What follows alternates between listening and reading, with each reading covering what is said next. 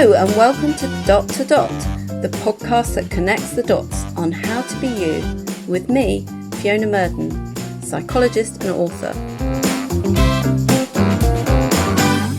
So despite a bus crash, meaning you're not where you expected to be, Sarah, it's fantastic to have you on. Thank you so much. Yeah, of course, a pleasure. So, Sarah, I always like people to say a bit about themselves as an intro, because I could say lots of things about you, but you know you better than I know you. So hopefully, yeah, I'm a psychologist, but I'm not a mind reader. Okay. So tell us a bit about your background, because it's fascinating. You definitely don't fulfill a stereotype of any sort. Really? Well, yeah, let's see. I'm not a psychologist, so that's a starting point. I am, where to begin? I'm a nice American Jew from New York who got accidentally transplanted to the United Kingdom. And I wanted to study history. I wanted to be an academic. And then I discovered that the department I was in was not suitable for me, essentially. And I left, and I, by accident, ended up filling out a job application that wanted something very nerdy, which is an essay on a very obscure theorist for most people called Theodore Adorno. And after I did that job application, the people invited me back and asked me to write more obscure essays. And eventually the essays I was writing became the research material for the YouTube channel for an organization called the School of Life. Which lots of people are familiar with, especially because of that YouTube channel. And the School of Life is a global organization that helps people access ideas related to wisdom and resilience, and especially those sorts of qualities in times of difficulty. You might think about it as a place that teaches emotional intelligence. And I've worked for the School of Life in various capacities for years and years and years. I think it's been 8 years now, and it will be 9 soon. So a really long time, especially if you're a millennial. And in addition to that, I am a researcher at Oxford University. I study political theory. And in particular, I'm looking at an intersection between psychology and politics that is understudied, in my view, which is the research on how we change our minds, how difficult it really is for us to change our minds, and how that tends to affect a lot of our ability to think through political ideas. Amazing stuff. I mean, there are so many things in what you've just said there that I want to explore more. But if we start with School of Life, that's Alain de Botton, is it not? Yes, Alain is our creative director. He's been there since the founding. It was founded with a couple of other people, and it is always run as a team, let's say, adventure. But Alain is the creative lead. And I love his writing. It's fantastic. For anyone that hasn't read any of his work, you need to get stuck into it. But you say, I mean, you've underplayed to an extent your journey there as well, because you say you're a good American Jew from New York. Well, probably a bad Jew by most measures, but I am very much that. Whereabouts in New York was the first question? Well, I was born in Manhattan. I actually am saying I'm from New York because my family are, but I grew up in DC, so that's a couple of hours south.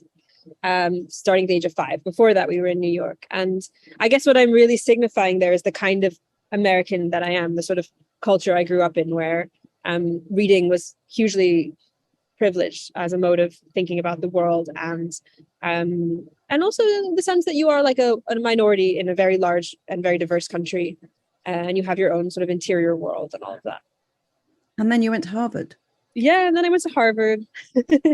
And, I got a really good education, but I also think one of the things that happens when you go to an elite school is you see how the sausage is made.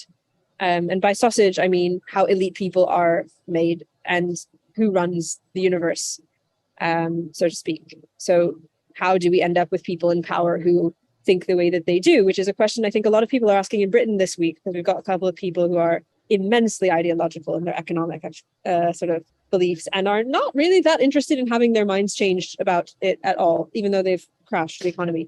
So I guess I would say I had a really excellent education. And even in the departments that I was in before, at Cambridge, which is also an elite school, I had lots of really amazing educational moments, but it's not just an educational institution, is it? It's an institution for reproducing certain kinds of power. And I got to have a little peek at that as well. That's really interesting. And My only foray into politics was when I wrote a policy paper with the head of the British Psychological Society, who was a clinical psychologist and their lead policy director. And it was talking about decision-making and decision-making errors that came out of the Chilcot report. And it went to all the party conferences. And I generally work with execs in leadership positions within private sector, some public sector. And when you talk about these sorts of things, they want to know more straight away. Tell us more. What can we do differently? What can we learn? How can we use this? We didn't hear a peep from a single politician, at which point I'm like, I don't know if I've got the energy for this. Probably backed off too quickly.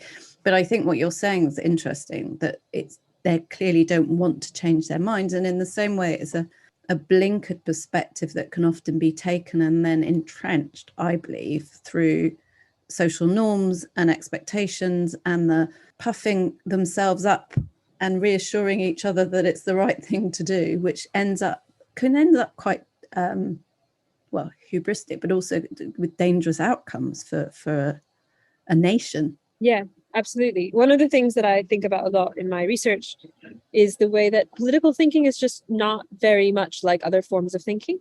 It's deeply tied into our sense of who we are, whether we're good people.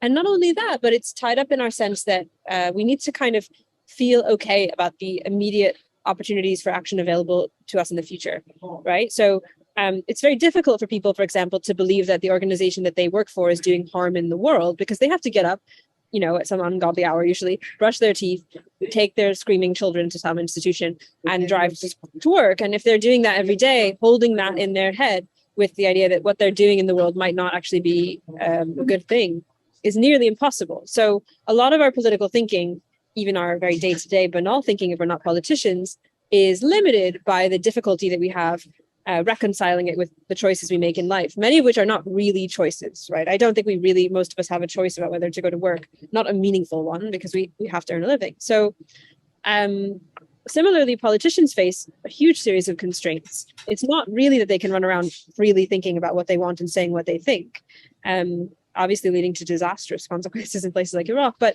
they are massively constrained by their funding, the shape of the party, the sort of Overton window of what the population expects as a whole, and the influence of others. And it turns out that much of our thinking is not an independent activity at all, and it can't really be. It's a dependent activity. Thinking is probably always a dependent activity, but especially when it comes to politics. We're dependent on those around us, the people that influence us, and the effect they have on our lives.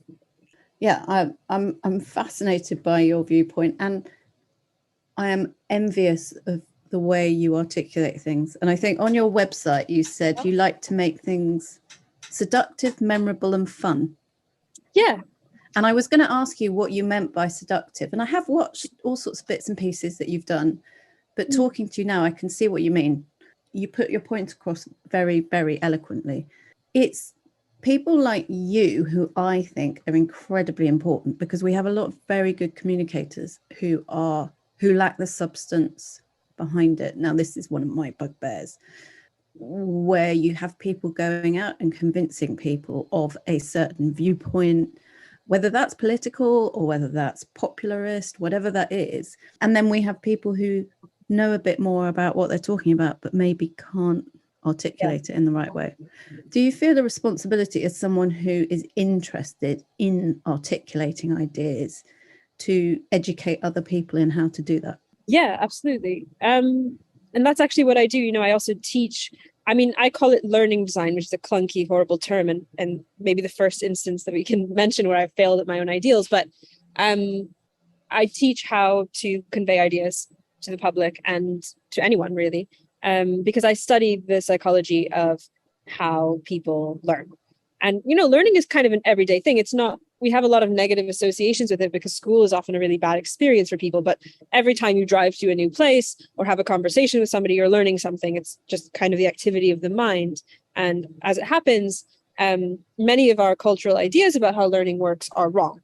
So, for example, much of our education system is set up around the idea that what happens when someone learns is that you give them a piece of information and it gets into their brain like a bucket and it just sits there. And of course, they will have that piece of information forever unless they are stupid and forget it. But otherwise, fantastic. And that is nearly the opposite of how people actually learn things, which is to do them most of the time and to do them repeatedly and to build essentially the neural infrastructure where they can access that thing. But also, whenever we access information, we also end up rewriting it to some degree. That's why our memories are very faulty. There's a lot of research on how faulty our memories are. And so, in short, without getting into all of the interesting details, it turns out that communicating is much harder than it looks and learning is much harder than it looks. And neither of these things are as intuitive as we might guess. And I have worked really hard to get better at this. It's not natural at all. I worked really hard at it. And now that I think I'm at least lucky enough to have a job doing it and maybe somewhat good at it, I, as you say, have also really thought about what it means as a responsibility, right? If people are going to ask me to be on a podcast pretty much every other week, and lots of people are listening, and nowadays my inbox on my Instagram, especially for some reason, is full of people saying, "Oh, I just listened to you on this podcast." Then what does it mean to say something? Because, the thing that the industry that I'm in, technically speaking, is content. So this idea that people need their brains filled up with information. And that's a lovely thing. And obviously I have a lot of content I'm a big fan of, ideas I want to spread, but I think we have to think really carefully about what those ideas are. And this is part of the reason that I did something extremely wonky and probably financially foolish in a way, which was to work part-time for 6 years to go back and do a PhD in something that no one really wanted or cared about except me.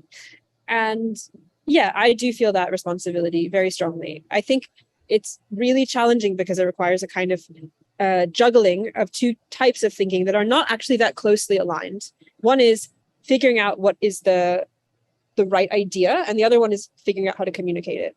And honestly, I think if I were completely blunt with myself, I'm better at communicating the ideas than having them. But every year that I do the PhD and write, I get a little bit better at thinking for myself.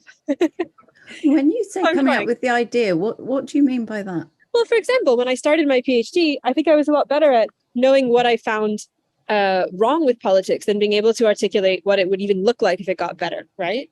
And actually, I think a lot of people are in this position in whatever topic. That, I mean, maybe you see this as a psychologist. A lot of everyday human thinking is sort of like, this is bad, I don't like it.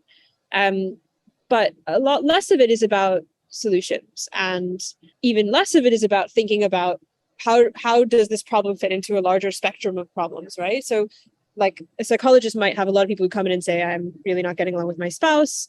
Probably many fewer who say, well, here are the 6 things I've tried, and I wonder why these 3 didn't work and this one worked a bit better. And even fewer people probably have people who come to them and say something like, I've realized that overall I used to think about my relationships in terms of harmony, but actually what I need to get out of them is X, right? Anyway, I guess what I'm trying to say here is something about what is lovingly termed metacognition, the reflective process of thinking about one's own thoughts. And I think essentially, weirdly, you can be a good communicator without really engaging in high level thought if you are just given a plate of ideas and told to present them to the world. And I'm trying very hard to be good at communicating ideas, but also to be properly constructive and critical and self-reflexive about what it is I'm saying. And that all is a bit contorted, but I guess to go back to your point, yeah, it's a big privilege, but it's also much trickier than it looks to say something worthwhile. I agree. It's much, much trickier than it looks. And my favorite word that you said there was wonky. Yes. I think I'm going to borrow that one. And my favorite term you used there was metacognition. But of course I'm going to say that because I'm a psychologist. But that ability to step back and reflect and think about in a mindful way about our own thoughts, but also about the ideas and the impact those ideas are having on us and how we're approaching them, whether we're approaching them from an unbiased perspective, whether we've got our own history and narrative that's being played into it. And sometimes that's okay, sometimes it's not appropriate. So it's really interesting that you said ideas there, because I was fascinated by what you mean by that. Because I guess another argument would be that, are there any ever new ideas, or are ideas simply a reconstruction of what's going on in the world we live in, based on stuff that's happened before? That's a great question. Look, I think let's first go to the School of Life, because they've deeply shaped my thinking, and also I think they're kind of right about this, which is that to a significant degree there probably aren't that many new ideas, let's say, right? And this is part of why we're very open about the sort of background of the School of Life, because we don't want to be mysterious or cult-like or anything. And one of the key things that we tell people is, look, if you look in the books of the School of Life, if you come to any workshops, etc., we're very clear that we're essentially gently stealing from the giant expanse of human history and repackaging ideas into small bite-sized chunks for people that have to work 9 to 5. But we're not embarrassed about this at all. And the reason is that we consider this to be what we would call cultural mining, right? So there are probably only a certain number of extremely good ideas in the whole of human history, and many of them are hidden in very, very long books that unfortunately most people are not going to get to read. But we should go and take those ideas and examine them, especially as they relate to our own life. And if you look at them long enough, you begin to sense that these ideas are recycled and reborn kind of every generation or two, right? And that's why you kind of get, like, I don't know, somebody like Schopenhauer, a serious German grumpy intellectual. But if you look at what Schopenhauer's doing, he's really reading Buddhism, admittedly through a very Western lens, right? And then Buddhism is probably building on something even further back in human history and so on. So, as somebody who's interested in history, I'm very content to say that there are very few good ideas. Well, there may also be very few good ideas, but there are also very few ideas that are original. And I think that's okay. I actually think we're living in a very specific period in human history where we suddenly got very good at technology. And as a result, we have this overestimation of the value of new things, right? And the way we talk about this at the School of Life is about the romantic versus classical paradigms. So a lot of classical traditions, most notably in the West, the Roman and Greek traditions, emphasize that many of the good things in life are almost timeless. They've been around for literally millennia. They're things like, loyalty to the people that you care about, the tradition of scholarship, etc. And, there might be some nice new things each generation, but that's not the emphasis of the good in life. And then very recently, we had something called the Romantic movement, which is, of course, deeply bound up in our concepts of literally romantic love, but it's also about an emphasis on feeling and emotion as the source of truth in life. That's why people say, our eyes met across a crowded room and I just knew he was the one. But also things like, trust your guts and your intuition, and, things that don't feel right, can't be right for you, and so on. And basically, between the heritage of the Romantic movement, which emphasized this immediacy of the sort of now, and the emphasis that we have on the brilliant things technology has brought us recently, I think that we've a little bit lost the thread of whether the newest things are really the best things. We've constructed a narrative where progress is always happening, and probably whatever we're at now is better than whatever happened 30 years ago. And look, in one sense, from a political perspective, I'm so left in many ways that I fall off the Overton window down a cliff into, a valley. But so I obviously do think there are certain forms of political progress. I think it's very excellent that women can, drive cars and vote, and we could go on and on. But in another sense, I think it's worth pointing out that most things that look new are recycled, and that's a relief, actually, because if we really had to come up with new things all the time, we'd be lost. I'm not sure if this is answering your question, but I think it is. Yeah, it completely answers my question. It's really thoughtful and thought-provoking. What's interesting is the perspective you're giving on it, in terms of we do want new things the whole time now. The phone is the best example, like update it every 2 weeks. Yeah, absolutely.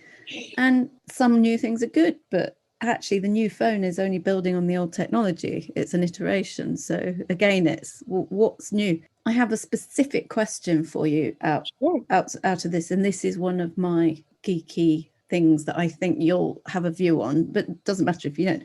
Gustave Le Bon, it was a theory of the crowd. I might have got his title wrong on that. Have you heard of Gustave Le Bon? Yeah. He's very important for people thinking about sort of whether intelligence is an individual activity. But he's such a niche figure that, like, this is a delightful question to have. Well, yeah. I read it because I read his work, because the reason I got to it was I was interested in why and how Hitler could become the person he became, and how someone who's so sinister in many ways could be so effective at communicating. Right. And so I was mining my own sort of little rabbit holes around this, and that's when I found Gustave Le Bon, because obviously you'll know, but for people that don't, Hitler based some of Mein Kampf actually on Gustave Le Bon's work, and also Mussolini read Gustave Le Bon, even Freud read Gustave Le Bon. So I was interested in going back and reading his, I will add, I did not read it in French, I read it in English, in some of his work, which, as you say, it's about how we don't think for ourselves to an extent. We're pulled along with what's happening around us, the crowd. And I mean, he made very interesting comments like the IQ of an individual drops many points as soon as they're in the company of other people. But when I was reading through the book, apart from the fact that I laughed out loud at times where he referred to men, and then the next was women, animals, and children, I think something like that. It was something of that nature. But you just have to laugh, don't you? Because you think, wow, that's amazing. Like you say, how far have we come? And he was writing at the end, at sort of 1895, I think he wrote that roughly. It's not that long ago, if you think about it, really. Not really that long ago at all. But the other thing I found interesting was the extent to which I was writing my second book at the time, and I'd been doing a lot of work with a neuroscientist at UCLA. And I was looking at what he'd written, and I was reading it through the lens of neuroscience and thinking, well, actually not, I mean, obviously the men, women, animals, and children was a different matter, but a lot of what he was saying and the spirit of what he was saying could be confirmed now through neuroscience. And I found that really interesting. I think it's not a new idea. And I often think when we're talking about neuroscience, we're not nearly as far ahead as some people like to think we are or portray that we are. But a lot of the time, we're only proving what we already thought was true. Yes. Yeah. Right. I mean, I think here's the thing. Firstly, it's worth pointing out that, I mean, I think neuroscience is fascinating, but most neuroscientists that I speak to tell me that we're not there. Right. Yep. That we've kind of like found the neurons and like maybe where they are in the brain. And some of them seem to be speaking to other ones, but we're really at a very primitive level compared to the way we understand the digestive system, let's say. But also at a very primitive level compared to a lot of what popularists would have us believe. There are sort of books that tell you, oh, we've figured everything out now. Yeah, exactly. So, we're looking at fMRI studies. They're looking at blood flow. They're not looking at individual neuronal activity. And when we do look at individual neuronal activity, it'll be in about 20 patients. And it'll be undergoing some very unusual treatment for epilepsy or something like that. So I think I'm with you. And I think the thing that my bugbear on that is that people go, I can tell you all about the neuroscience. It's like, well, you're not really telling us that much because, like you say, we are in its infancy. But sorry, I'm butting in. This is me talking to you. So you tell me. It's like a really interesting methodological question, right? And actually, it's something I think about a lot because my research project, my PhD is about a field in psychology called cognitive dissonance theory. And in that study, and in the many studies that make up this field, what we're looking at are not neurons, although they're occasionally brought into these studies, but largely the way people seem to behave when they notice a contradiction between two or more of their beliefs or actions. And then there's lots of interesting stuff about what people do. They seem uncomfortable, they engage in rationalization and what we would term confirmation bias. So you value and rate sources that are telling you already believe more highly and as more reputable than those that disagree with you, right? And there are many, many, many ways of trying to sort of catch this phenomenon, this dissonance phenomenon, and our response to it. But most of them don't have to do with neurons because, to be honest, we're just not there yet. Now, in the last 10 years or so, there's begun to be studies where we can see people having the discomfort of dissonance or something that is probably the discomfort of dissonance in these scans. There's one study, I think, where they actually managed to turn off part of the brain very temporarily, and they can see that people don't experience dissonance. So we have lots of, nice science reasons to think this phenomenon is real and that it is basically a form of discomfort that people have about noticing contradictions. And we can have theories about why it's happening. But I guess what I'm saying about this is not only is this still pretty rough stuff compared to the way we can research, I don't know, how to make iron tubing or something, but also it requires a kind of thinking that we don't generally associate with science. And that I think the public has come to distrust, which is a real shame because firstly, it means that they don't understand how science works. And secondly, it means that they disregard a wealth of thought that they should be paying attention to. And that is that when we're talking about the science of humans, we are always also engaging in a sort of theoretical approach. We have to kind of define all of our terms, think about what we even care about, set up parameters by which we would deem something to have been a success, right? In dissonance literature, we can't just think like, this is neurons. The question is, what are these people even observing that's causing the neurons to do this thing? What is the overall thing that people are going for in their lives that make them uncomfortable with contradictions in their sense of self? Could this be, however much it's also in their neurons, something about the way we frame the self in modern life, right? And by the time you've got to the end of an intelligent question, by the time you've shaped a good question, you're already very deep into things like philosophy and political theory and history, and you're not really just doing pure science, right? I think we're going to have to leave that to people like my brother, who's a particle physicist. Is he really? Yeah, he is. Yeah, so we have very different research frames, and we're going to have to accept that when we're looking at human beings and their brains, we're doing something that is both less certain and more contingent and more historical and more situated than other kinds of research. But the good news is, I don't think that makes it any less interesting. And if anything, it requires us as thinkers to be much more interesting people. And I think the contextual piece is so important, because however much we're looking at, one of the big issues I believe with psychology is, whilst we have social psychology, we haven't married up different areas of psychology. So we're not looking at things within the context with which they happen. I'm always looking at things in settings. Now, that doesn't mean that it's scientific, because I'm not running science experiments. There's no randomized control studies or anything like that. The fact that we can try and study psychology and get to answers by looking at particular strata of the population, i.e. students, in a completely different context to 99% of the other people in the population, it raises questions. And I think what you're talking about, and what my interest would be, is how things are becoming more and more need to become more and more multidisciplinary. I'm not using the right term there. You see, this is where I'm not as articulate as you. This is where I ask the questions rather than answering them. Really, both activities are required in all cases.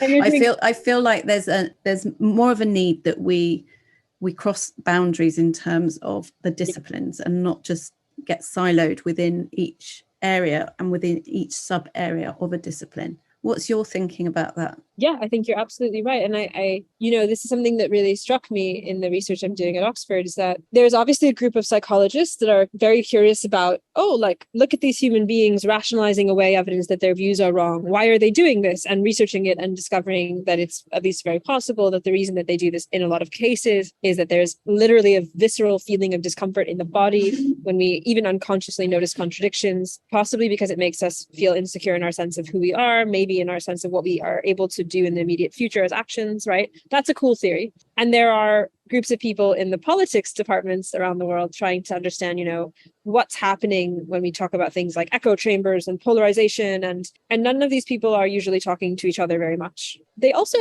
don't, the way we've set up academic research, they're not really incentivized to, right? So it might be that they are actually answering a very related question, but there's no benefit to them in terms of how their careers progress necessarily from talking to each other. There's not really a field in between, unless you go to a couple of niche, exciting little, specially funded centers.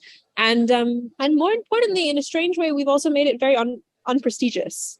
You're a political theorist, and don't get your hands messy with this empirical stuff that maybe is dubious anyway. Or you're a psychologist, and why are you talking to these people who haven't even got a lab, right?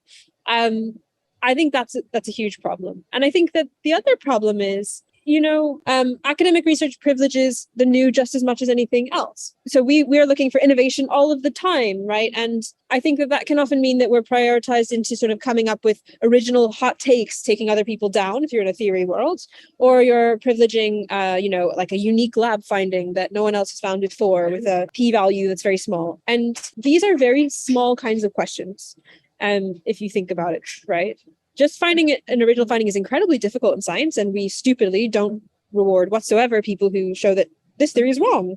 I had a theory and my theory was wrong, even though that's just as valid if you think about it philosophically. It's important to pursue the ends and discover that they're false as much as it is to find one thing that's true. We have to do that work. It's necessary. We should be rewarded for it and get to have careers. But the other thing is they're really small questions, right? That if you want to build an academic career these days to a significant, though of course limited degree, the things you'll be rewarded for are answering very small questions in a large number of papers that are published as quickly as possible. And that doesn't give a lot of room for the kind of very big thinking that needs to be done, especially in questions about like our current society and what we should be doing now, right? So I don't want to put down all of academia too quickly, and that's not really what I'm trying to do, but I do think that there is a perverse set of incentives in some ways to find tidy little solutions to problems. And this is even true when people agree to combine psychology and politics, for example. And one of the most successful interactions between psychology and politics from the perspective of being very broadly applied has been the use of essentially behavioral economics and nudges to deal with political issues. So, for example, there's all of this lovely stuff from Kahneman and Tversky about, heuristics and biases and people's faulty reasoning patterns. And then it was taken up by people like Cass Sunstein and I'm temporarily forgetting his co-author, which is slightly embarrassing. But anyway, I can't remember off the top of my head either. Don't in worry, Chicago-based economist. Yes, right. So all of these people are discovering mostly valid, still research findings about how we make shortcuts in our decisions that are often not that helpful, and how we can use that, actually kind of perversely engineer that in some ways to help people make better decisions in their day-to-day lives. And let's say fairly innocuous use of this is that since these people have published these books, we now have default opt-in savings mechanisms in people's retirement accounts, so people are saving more. In cafeterias and schools, they're set up so that people automatically take healthy food and barely even see the desserts or whatever. And that's, in my view, I'm not that fussed about that. I understand a libertarian would say this is messing with people's choices or whatever, but those kind of interventions are essentially banal, useful policy interventions about trying to nudge a population towards certain healthier behaviors. But it was really taken over by politicians who saw this as an opportunity to somehow dodge the difficulty of, on the one hand, having a bunch of people who are trying to create a neoliberal order where everyone is just making individual choices and that's the only policy available. And on the other hand, the fact that the state has an invested interest in people behaving in certain ways for the whole thing to function, right? And nudges is a perfect intersection of those two things, because it says people make individual choices, but the state can influence them. And therefore you can have a welfare state where people eat their vegetables and the NHS has fewer costs, but also people are individuals and no one's forcing anyone to do anything. And look, my point isn't really about this. My point is that's a very small question, in my view, compared to the other research questions we could be asking, like, why do people become Nazis? Or, is capitalism going to work? This is a small question. It's been immensely valued, even outside of academia and certainly within it, but it's not the kind of question that I think we really need to face if we want our own human species to survive the next couple hundred years. And I think that's especially obvious and impressive when it comes to something like climate change. I don't believe that we can nudge our way out of climate change, right? But it's true in lots of other areas as well. So I guess now that I've talked for too many minutes, I think you're onto something about the kinds of questions that seem possible right now and how frustrating that is. And I must say that I have respect for behavioral economics, and I have huge respect for Kahneman and Tversky, but they were actually psychologists. But there are issues. I mean, there was actually a paper published recently by two of the people who set up the behavioural nudge unit in the UK. Some of the results aren't replicating, right? Sorry, yeah. People are also getting more averse to it. Yeah. Yeah. They notice it now. They say, you're nudging me, stop that. Yeah, which makes sense. But the thing that worries me about behavioural economics is it's not taking, say, genetics, epigenetics, contextual, not in the same way. Emotion is unitized, it's not looking at a personal narrative, and so there are so many other factors that are still missing even when you're looking at that. But then I have a bit of a problem because I'm a psychologist, and we don't like that behavioral economists are far more prominent than we are because we're so bad at communicating our work. Well, and also because our current society values capitalism, and economics is more seen as the handmaid into capitalism than psychology, right? Yeah, it's very true. It is very true. But lots of interesting points there as well. And I could really geek out with you on some of that. But I'm not sure everyone would want to hear my geeky train of thought on that. But one thing taking us slightly off course, but also not. It's about cognitive dissonance. And it's about, I noticed there was one piece of work you did or podcast, and I haven't listened to it, but I saw the title and it fascinated me. Okay. Bombing You to Help You, Yes, about the Ukraine. our podcast on Ukraine. So tell us a bit about that.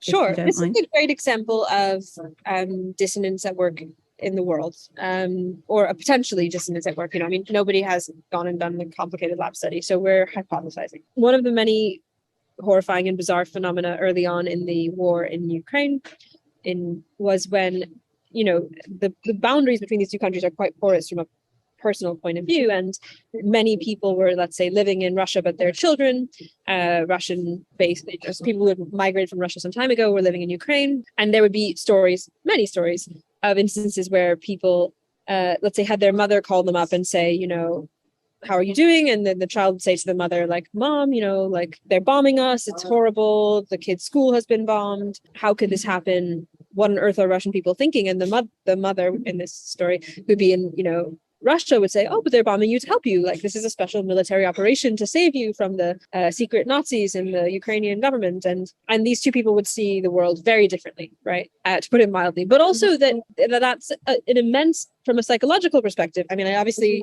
also am personally very pro-Ukrainian independence from this invasion. But even putting all of that aside, this is an immense amount of dissonance for an individual to hold, to believe that someone is bombing their child's country, that their child is currently in, but that's a good military operation. I mean, if you think about what that would require of any of us, to think that it's fine that bombs are falling on the heads of the children that we raised, it's good, actually, that's immense. And yet there were lots of stories like this. This was a common phenomenon. So the cognitive dissonance-based explanation for this is essentially that when we notice a contradiction between two or more of our beliefs or actions, it causes physical discomfort in our body.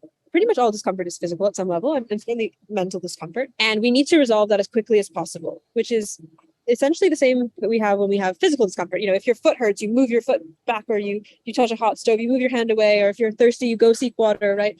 We're driven. We have drives that we need to reduce discomfort as much as possible, and that includes this psychological discomfort. And so what happens when we face painful discomfort is that we immediately look for ways to reduce it. And if this is something much more minor, like we know we were supposed to go on a run today and we didn't go on a run, we'll just find creative ways to rationalize this away. So we'll say something like, oh, well, it rained a little bit. I could have slipped and fallen. That would have been bad. So it's good I didn't go on a run today, right? Smokers are classic. Almost like a ton of dissonant studies are about smokers. Smokers will say, well, it's bad that I'm smoking and it will cause me to shorten my lifespan. I suppose in theory, but in practice, it actually keeps me from eating too much. So it's keeping me slim. So it's actually good for me that I'm smoking. I mean, this is patently untrue at any level, but we come up with these kinds of creative rationalizations.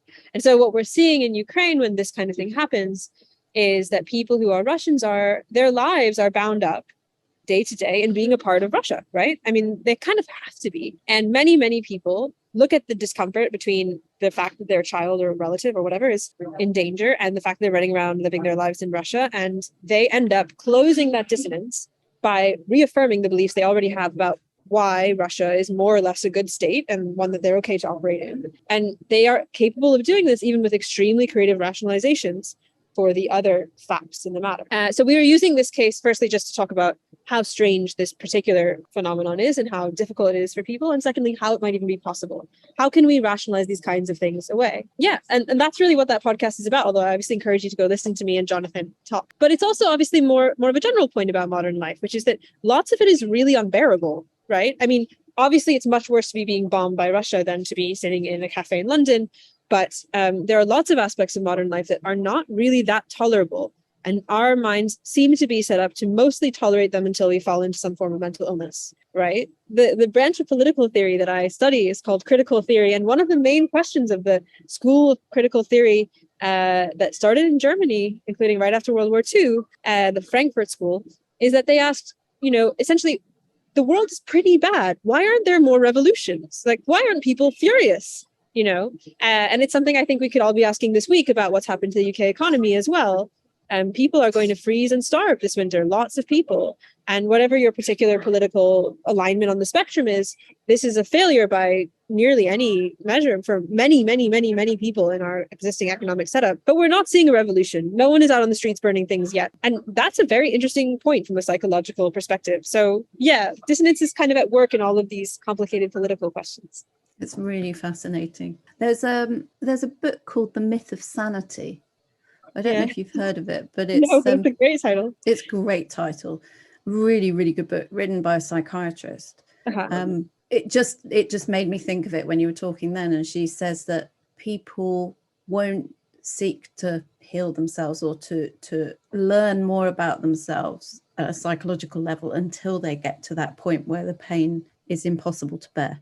And that's when they see a psychiatrist. But like you say, more and more people are suffering from mental ill health. But it tends to be, I guess, with your analogy to the pain, the physical pain as well, although emotional pain is physical, as you said, we can carry on walking on an ankle that hurts for a long, long time until it becomes unbearable. And then we go and see the doctor. But you're bringing in, with the politics, a huge number of other factors that are playing into who we are, how we're operating, what that means to us, and a level of complexity that some people will say, whoa, that's kind of all over my head. I don't get that. What would you say to those people? Because obviously one thing we also know about humans is that we like to boil things down, create stereotypes. So I guess, just so I understand, the question in a way is, well, someone might say, oh, really interesting, Sarah, fun podcast, cool. But, look, honestly, that's a lot.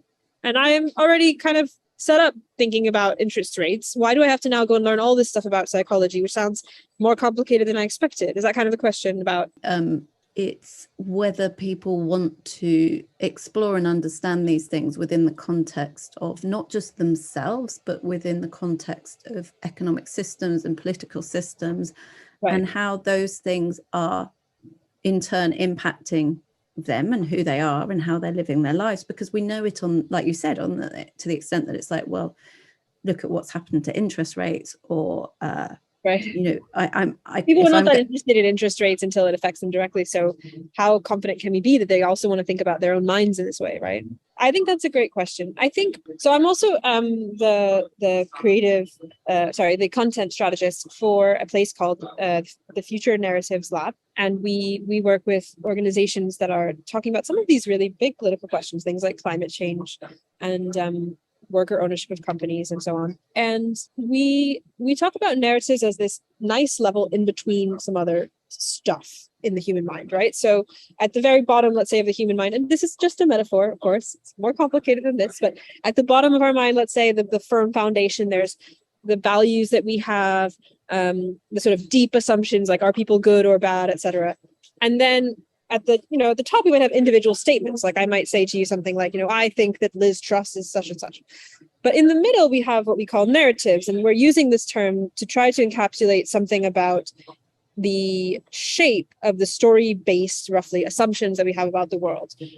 So you could say that the dominant narrative for the last, 70 years has been in economics, something like, and there are many versions of this, the neoliberal narrative, right? Where people are individual, rational agents. They need a system of incentives that causes them to go out in the world and seek work and better themselves and compete against each other. So to refine their thinking and ultimately to work very, very hard to make the economy function. And as much as we can, we want to reduce the often state-imposed barriers to this process by essentially making economic pressure high, not subsidizing too many things, not regulating too many things, and not taxing too many things. That's roughly a neoliberal narrative, right? Beneath it are values about independence and individualism, and above it are probably individual statements, but in the middle is this narrative. I would say that it's probably for nerds like me and lots of other nerds, and also social movements and people who are oppressed and lots of other groups, to think about the whole system. But the reality of how this functions day to day for many people is that they need new-ish narratives to work with because they are busy doing other things. They are not thinking about politics all day long. They are, taking the children to school and figuring out what on earth happened with the plumbing and so on. And I don't mean to diminish either of these activities. They're really important, and many other important things besides. And the level at which they're going to engage in politics is at this level of narrative. And so I guess my answer is, yeah, we do as a collective whole, as a society, have to have people who are thinking about all of the bits. But when I think about what I want to do with my research, I don't actually assume that most people are going to read through the complicated, academic manuscript I'm putting together right now in the hopes that someone will eventually release me from my PhD program.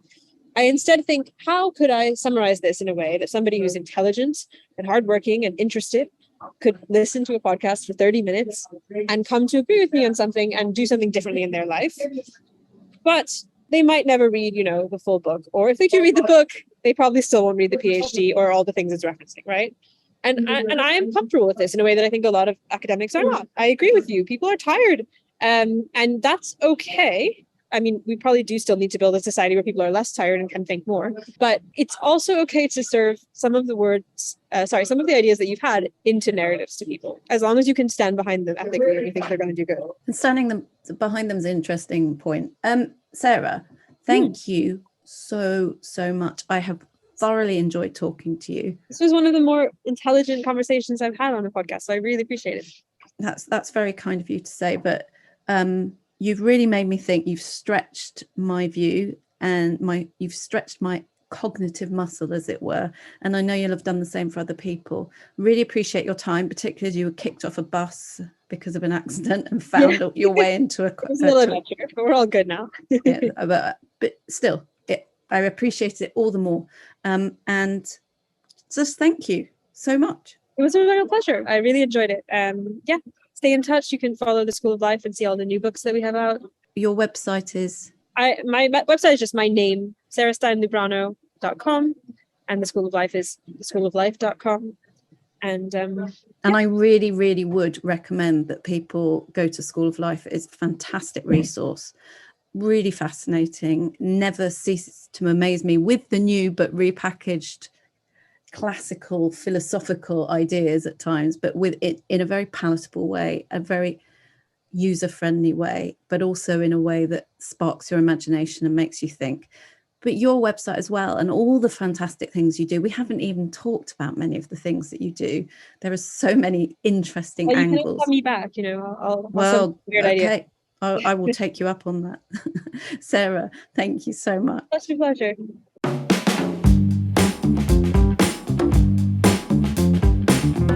Thanks to my guests. Thanks to you for listening. If you want to find out more about me and my work, go to fionamurden.com, or my social media handle is also Fiona Murden. If you enjoyed this, please do subscribe, review and tell your friends. It'd be a massive help. But for now, goodbye, and I hope you have a great week.